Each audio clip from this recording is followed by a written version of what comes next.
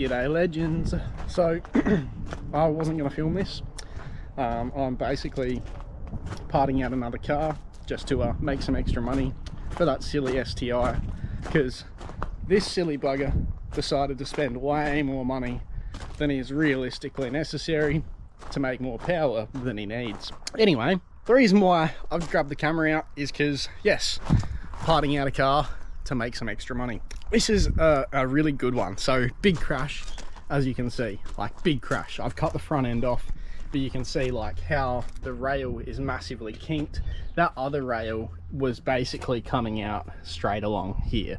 So big hit.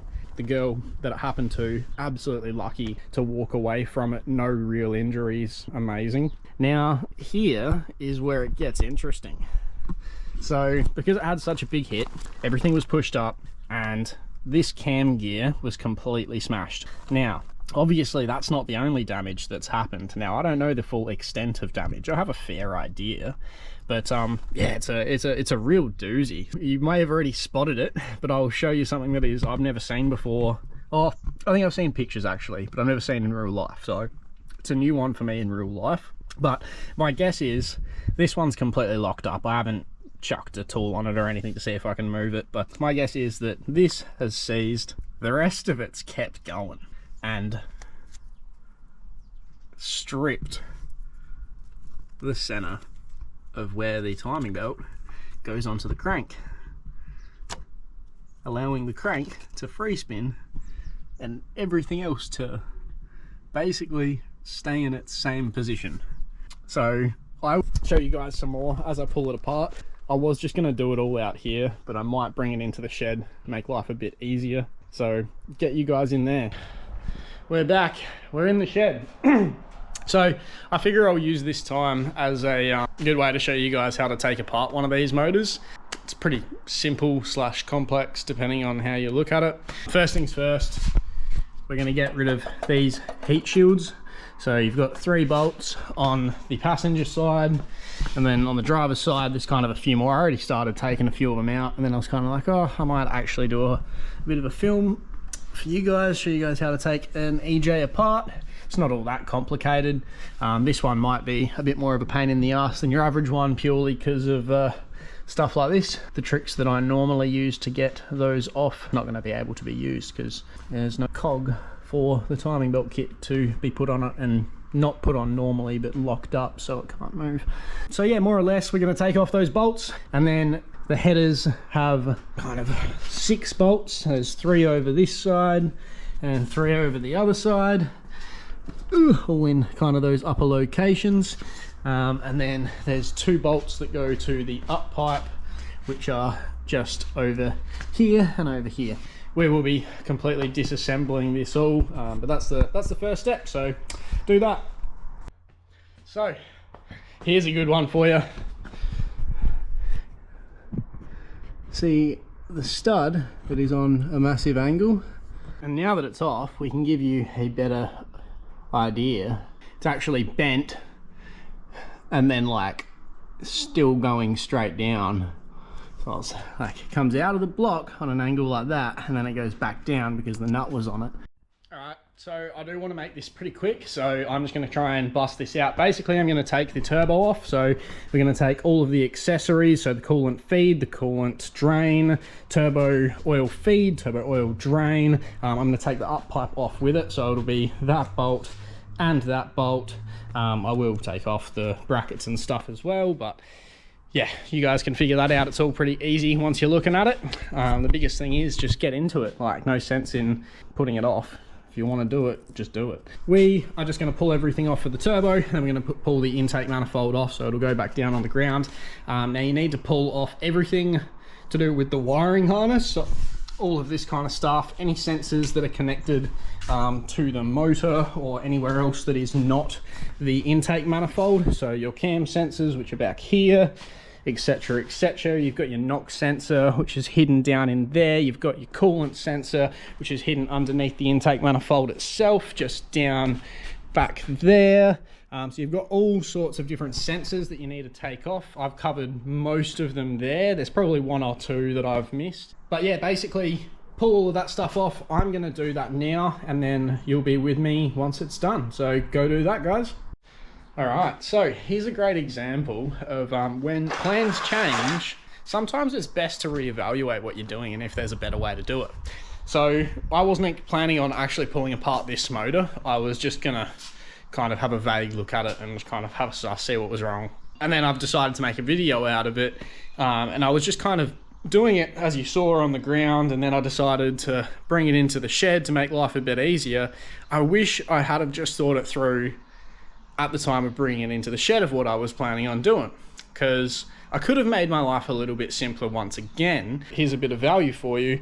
Always think about what's the quickest and easiest way that I'm going to get something done. And especially when plans change, because if plans change unexpectedly and you've got like something that you're planning on doing, sometimes it's best to actually take a step back and just kind of go, all right, reevaluate what are the things that I need to do and start doing those. So as you can see, I hadn't even thought about it beforehand because I wasn't planning on pulling the motor apart, but I actually do have a spare engine stand, so I've just whacked it on the engine stand to make life 20 times more easy. Done a bunch of stuff to get ready to take the intake manifold off. I pulled off the power steering and the alternator, and here's that basically water temperature sensor that I was saying is tucked hidden underneath. This is your kind of dummy light for the cluster, oil pressure sensor, and then you've got your current sensor here. I still haven't pulled off the two rear cam sensors. There's one here, see me do it on video.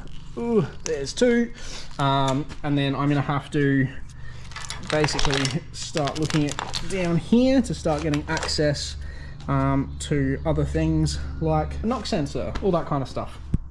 So yes, I will continue pulling the intake manifold off and be back with you shortly. And we're back. So semi moment of truth. Let me grab the torch and let's have a look at these intake valves. They all look straight on that side.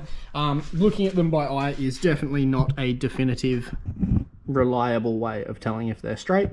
I'm just basically seeing if we've got catastrophic damage. Top's looking all pretty good actually. So what I'm going to do is I've just got it draining out at the moment.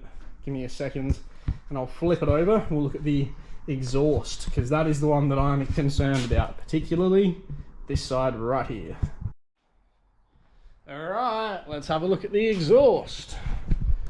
So, this is the supposedly good side, by the way. Not that you guys are probably getting a very good view. They're all looking pretty straight on this side from the eye, but as I said, not a good indicator. You know, I'm actually thoroughly surprised. I was kind of expecting to see a proper, genuine, catastrophic failure. Expecting to see some proper carnage. So, next step, let's pull some rocket covers off and see what they look like.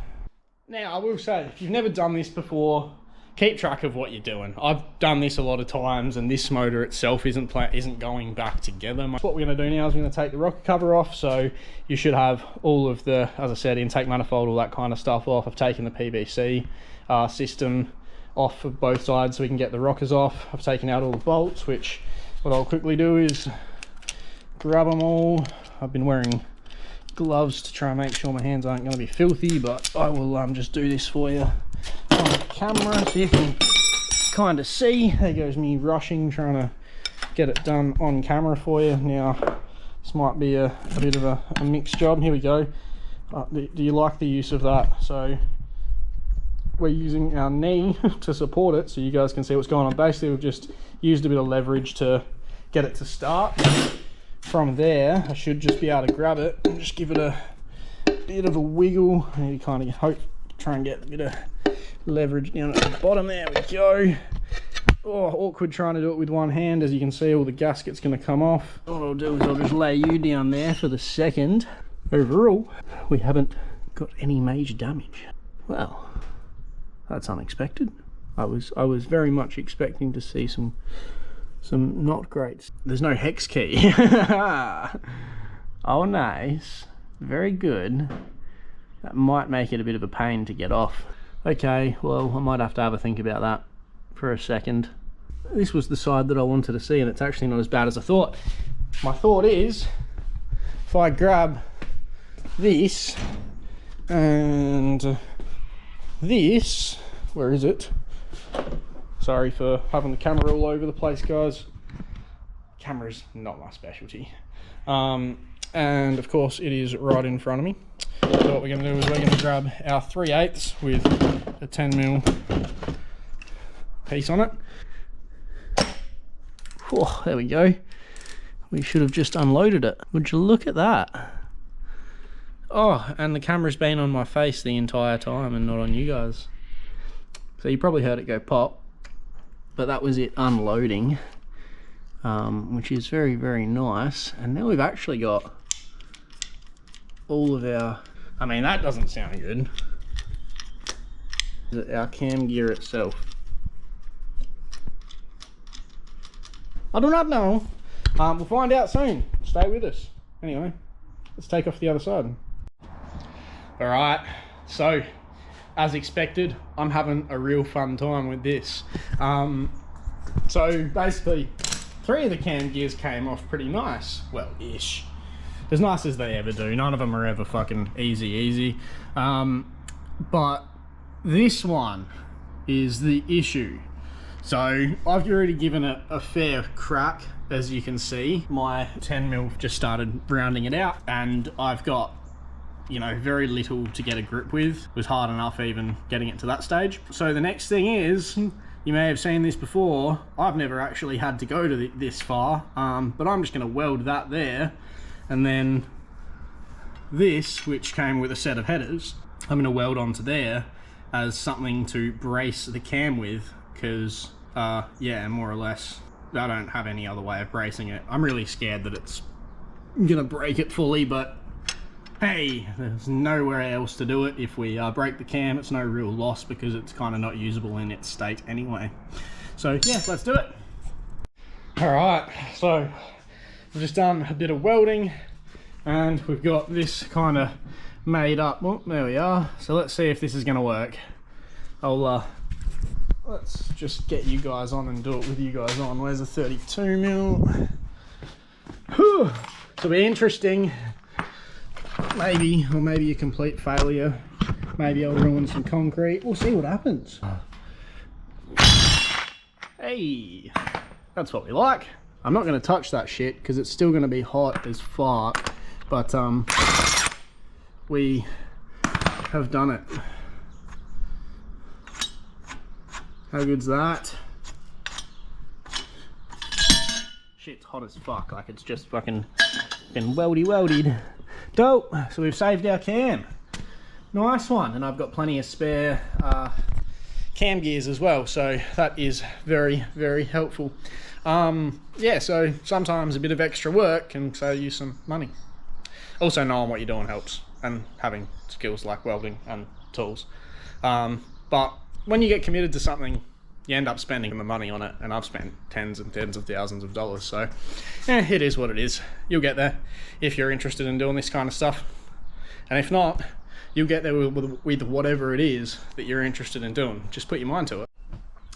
All right, legends, it is the next day. I had a customer need some help last night. I didn't get back out here till late, and I honestly was just tired and was just like, oh, I'll keep cracking away. But instead of cracking away with pulling it apart, what I ended up doing, as you saw in the last part of the video yesterday, I managed to get that other part of the cam gear off of that exhaust cam. That rattle from the top intake cam on the driver's side was actually, I wonder if I've still got the pieces around or if I threw them out. Oh, there's one of them. Was actually a couple of little pieces of timing cover, and was just basically butting up. So that was that awkward noise. But what I decided to do is, as a kind of like a quick thing, because as I said, you can't really tell sometimes by looking at valves by eye. Basically, your eyes aren't good enough to tell, but what is good enough to tell is a compression tester and testing the compression of it. If it's not sealing properly, you're not going to get any real compression, or you'll get minimal compression. If it is sealing properly, like, you'll get kind of 70, 80, 90, 100 PSI across the board on a good motor by hand even. Just like hand cranking it with something like that. So this is what I ended up doing last night. Literally, I decided, screw it, I'm just going to put this back together, time it up, and see what it comes up with. And sure enough, the first cylinder, I had 75 PSI on it. Well, when I say first cylinder, I actually mean cylinder number 2, which is this one here. And that came up with 75 PSI. Cylinder number 4, which was the next one I did, 0 PSI. So valves are definitely bent, and these ones are bent to the stage where like you can just see gaps through it. With your eye, when you've got like a torch in there, you're not going to be able to see it on camera. More or less, this thing is pretty cactus. Look at this. How good's that? Yeah, what I'll do is I'll continue stripping it down for you guys. I'll pull the timing belt back off, get it back to a bare long block. So I'll take all of the cam gears off again. I'll take all of the timing belt components off, leave the water pump and everything like that. I'll take all of these top components off, which all of it's pretty simple. Like this water pipe's just those 2 bolts there. There's another 2 bolts over here. You'll be able to take this off up to here, as long as you take it off there. Once all your timing belt and stuff off, you take the rear covers off, and you'll be able to remove these water pipes here. I've got a couple of little bolts holding them in around the place, so just be aware. There's one of them there, there's a couple more down tucked away. And yeah, it's all pretty kind of simple when you're looking at it. You just take off all of the bits that need to come off, basically. Yeah, like I can go and point out every bolt, but at the same time, if you just kind of look at it while you're here and do it, like it's not too bad. And if you are going to reassemble it again, as I mentioned, it'd be a really good idea to get some like Ziploc bags, label them with what the bolts go to. And if you're unfamiliar with these motors and you haven't done a lot of work on them, maybe even take some photos or some videos as you're going, just to help remind yourself how to put it back together. If you haven't done a lot of this work, it can get confusing very fast. If the more organized you are, the easier it's going to be. So yeah, I'm going to do that and take all of the timing belt stuff off, all of that stuff that I just said. So we've got it down to basically a bare long block, and then we'll pull the heads off. I feel like that's the next logical thing for me to show you. So as I said, it's just like you're just getting all of the bits and pieces that kind of route over. So not everything has to come off. So, you know, you can leave this, you can leave that. You know, there is some stuff that you can leave. There's a lot of stuff that's probably worth taking off, like this, because just makes everything a lot bigger and bulkier, whereas the other stuff doesn't pop out that much more. You know, well, it's just my way of thinking anyway for storage. But I'm gonna crack on with it. I'll see you guys soon.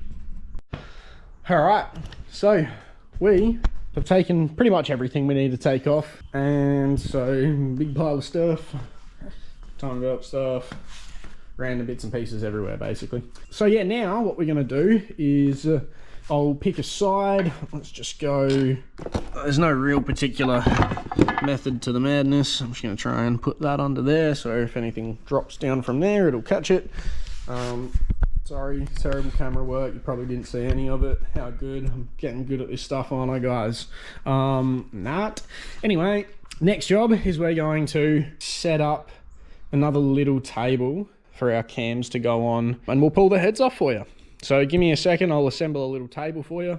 Well, not for you, for me. And we'll get on to pulling out the cams and stuff. All right, so as you can see, one of the heads is already off. But that video was a little bit longer than I was wanting it to be.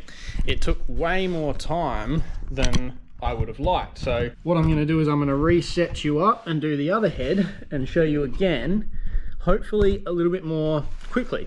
Reason being, I like efficiency, and I know that that video is going to take way too long to edit. Yeah, basically, we've only got 24 hours. We have to make as best use as we can of those hours as we possibly can. So more or less, we're going to start taking off the cam caps, and what we want to do is we want to go and just break each of them. You want to make sure that you've got the socket on the cam cap head really well, because a lot of the time the heat has made these quite stiff, as you can see. Now, I'm not doing it to the factory specifications. Realistically, it would be nice to kind of untorque them or undo them in the same sequence as you torque them up in. But I'm not doing that for the sake of quickness. This is good enough. We're making sure that they're all coming off nice and evenly. So we've cracked them all now, and we're just going to go and back them all off that little bit more and just let those cams come up nice and easy. I'm fairly sure that these ones were already unloaded, and if I'm wrong, well, I'm wrong. It's not the end of the world.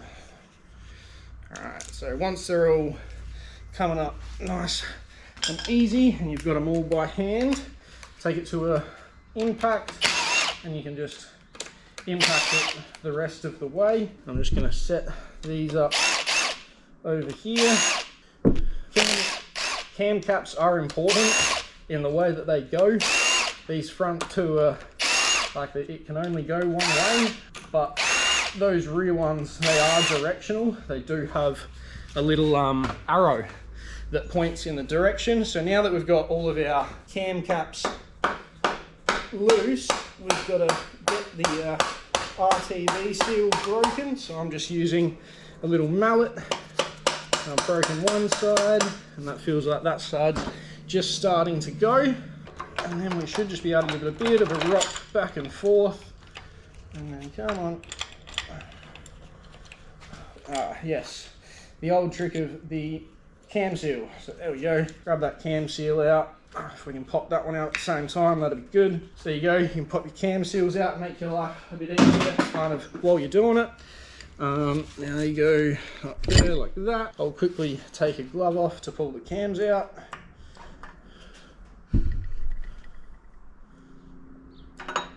Just like that, we've got our cams out. Now we get our head studs out. Now once again, I'm not doing it probably to the factory. I'm not doing it to the factory torque sequence. I'm just going across, and I'm just getting it to back off a little bit the first time, just so everything comes up nice and evenly.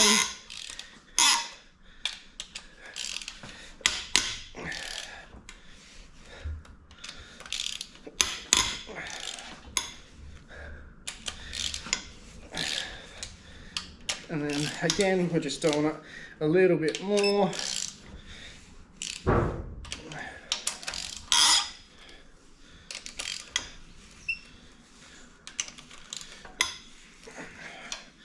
All right, and by that stage, I reckon they're all pretty much hand tight.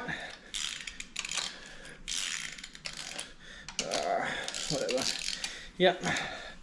And then again, we can grab our impact, because that's not really holding anything down anymore. We can impact them the rest of the way out.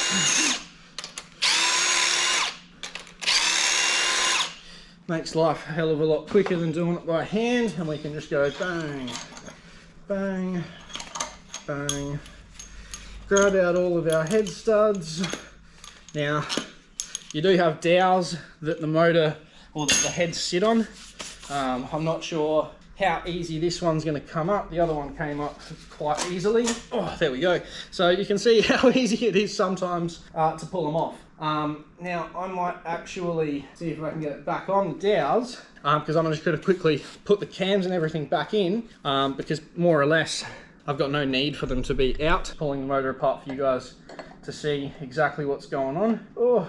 I'm not doing that in the right position. You got to look what you're doing and think about what you're thinking about, guys. We just want to make sure that all those cams are unloaded.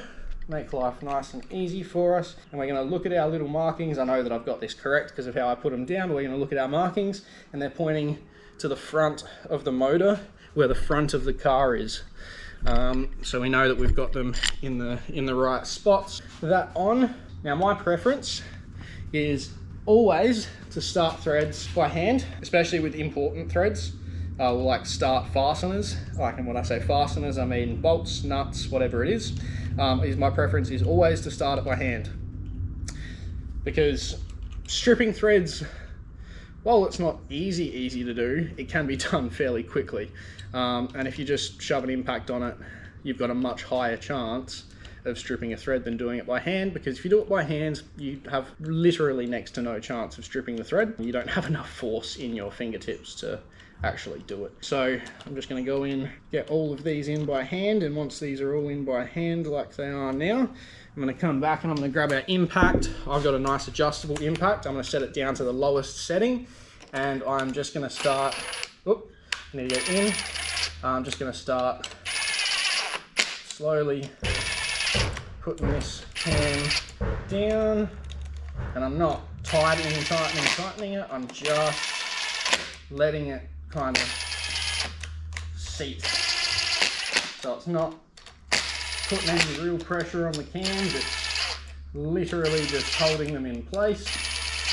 And you know, that you can see these ones are still kind of finger tight. I really don't want to have them tight. There's no need to have them tight, because we're pulling it off. Just for the purpose of this can go back on now. And basically there are some longer ones and some shorter ones. It's pretty self-evident which is which, but for those who really want to know, think about what you're doing and do it and what you're saying at the same time.